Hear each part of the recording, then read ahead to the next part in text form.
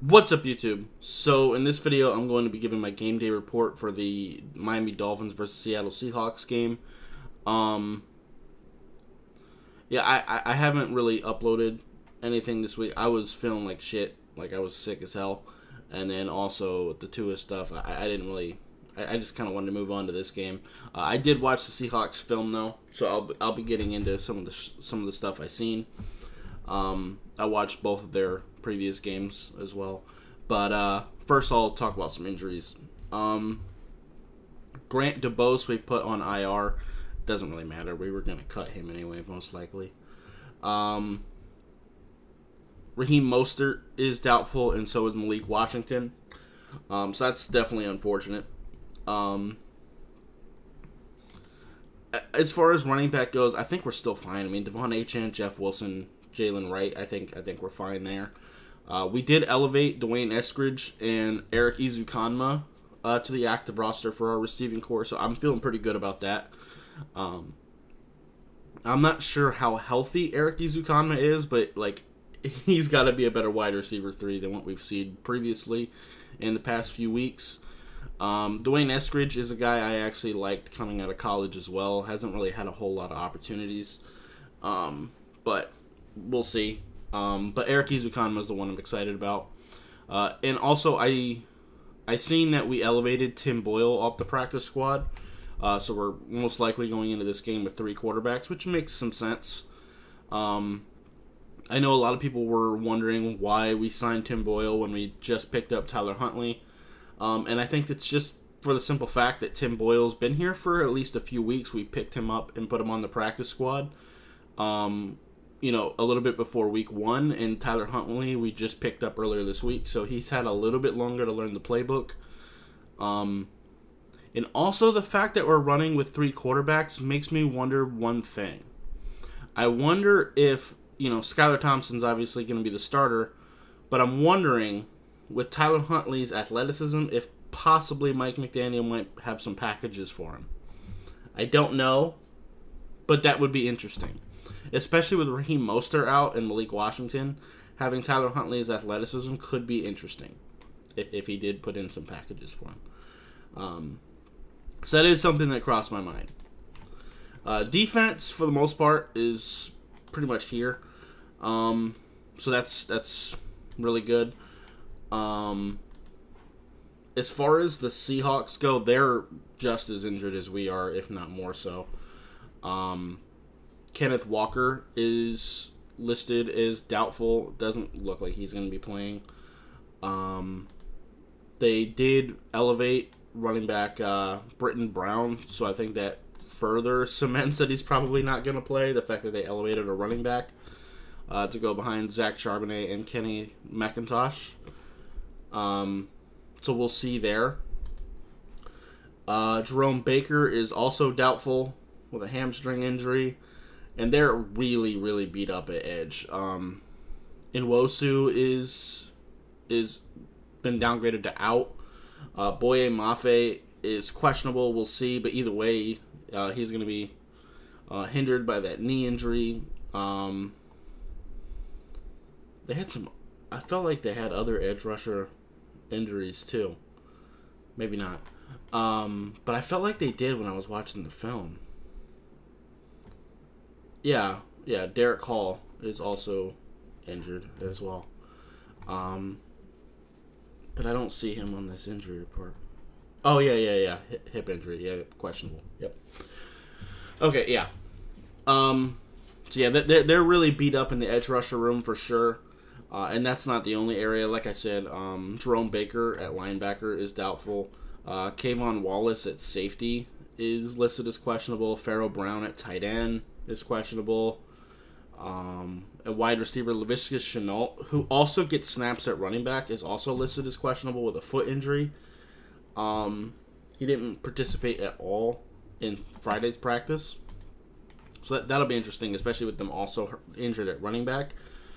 But these guys are still a threat.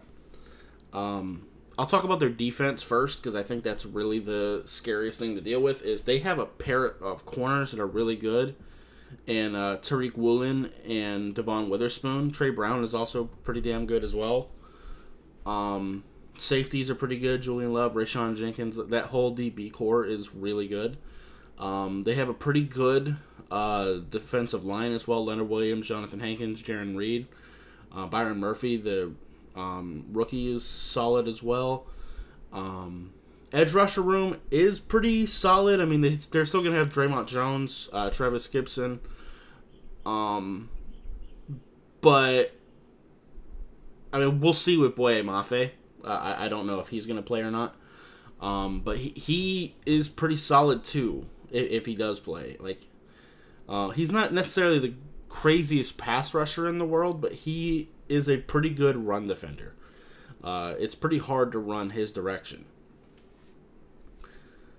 And some of the things I've seen on tape is their scheme is very interesting, and there's a lot of misdirection. They move their DBs around a lot. They mix up man and zone. They do some single high safety things, some two safety things. And they also play both even and odd front, so they play 3-4 and 4-3. And not only that, but they'll switch between 4-3 and 3-4 and vice versa, like pre-snap. Like, they'll show like a 4-3 lineup, and then their D-line will shift right before the snap. And their defensive backs do the same thing. Like, they'll show cover 2, and then kind of similar to the Bills, they'll show cover 2, and then one safety will drop down like right before the snap. So they do a lot of mixed direction. They will definitely mix in some blitzes. They will blitz their DBs occasionally too. So take a look out for that. And also they move their edge rushers and D linemen around a lot too. Like, I noticed, like Boye Mafe, they won't just keep him at one spot on the edge. They'll move him inside. They'll move him to both sides of the line, and they do that with their other edge rushers and D linemen as well. Boye Mafe is just an example. I did notice though, in the games, is that you can kind of scramble on these guys. They do sometimes lose containment, and you can scramble and buy time and even scramble for yards. And both Skylar Thompson and Tyler Huntley are obviously pretty good at that, especially Huntley. But Skylar can scoot a little bit too. So, yeah, I definitely think that is something that can help us. I also noticed that with their DBs in particular, they tend to disguise their zone coverages much more than they disguise their man. When they're running man-to-man, they're a little bit more straight up with what they're doing. I did notice that. That doesn't mean they won't disguise man coverage, because they sometimes will. But a lot of times, like if they're running cover 1, a lot of times they'll show it. I got notes here. So moving over to the offense. They are running with a backup right tackle in Stone Forsythe. Abraham Lucas and George Fant are out. George Fant's actually been put on IR. That wasn't the case when I was watching the tape. He wasn't on IR yet. He was just out. So really this is like your third right tackle. So that is kind of something we might want to attack. The offensive line as a whole isn't necessarily super scary. Charles Cross, Connor Williams, those are pretty solid. Then you got Laken Thompson and Anthony Bradford as your guards, which I think is kind of beatable. Laken Thompson's or Tomlinson's not too bad, but Stone Forsythe at right tackle is definitely something I kind of want to attack. I did notice that they are almost always motioning in some way, which is pretty typical for an NFL offense at this point. You definitely want to get some pressure on Geno Smith, for sure. He will sometimes make some boneheaded decisions, and he's not great at throwing the football away when he needs to. He'll find checkdowns, but he rarely throws it away. And obviously he is Geno Smith, so he can still scramble. He still can step up in the pocket. He does have some athleticism in that regard. But you can force him into making some bad decisions, and he will force the ball downfield, and when he does, hopefully we can punish him for it. And I will say, when he scrambles, he typically does keep his eyes downfield, looking to pass as well. So that's something I did notice. Yeah. And overall, I mean, some of the obvious things, I mean, On the offense, like, they have a lot of weapons. Like even with Kenneth Walker out, Zach Charbonnet is a decent running back. I actually liked him out of college. He hasn't been running the most efficiently for Seattle, but he is a decent back, and we definitely need to be concerned a little bit. As far as receiving talent, I mean, DK Metcalf and Jackson Smith and Jigba have both been incredible this year. Geno has been finding them really effectively. Tyler Lockett is a great slot receiver that can do some yak things as well. Pretty decent route runner. Noah Fant at tight end is absolutely a weapon as well that you can't leave out.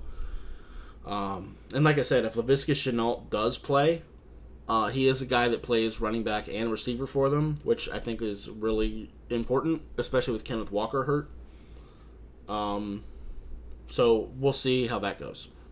But anyway, that's going to be it for this video. If you liked it, I appreciate hitting that like button. If you have any questions or comments in the comments down below, subscribe if you haven't already, and I'll see you next time. Bye, guys.